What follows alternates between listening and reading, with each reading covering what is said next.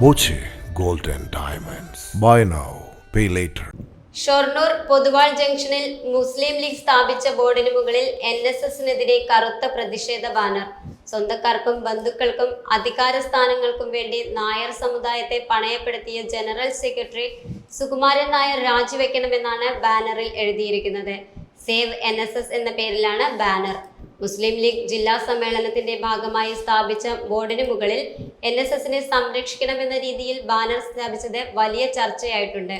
NSS vice പ്രസിഡന്റും രജിസ്ട്രാറുമായിരുന്ന professor BP ഹരിദാസിന്റെ വീടിന് സമീപമാണ് സേവ് NSS ബോർഡ് സ്ഥാപിച്ചിരിക്കുന്നത്.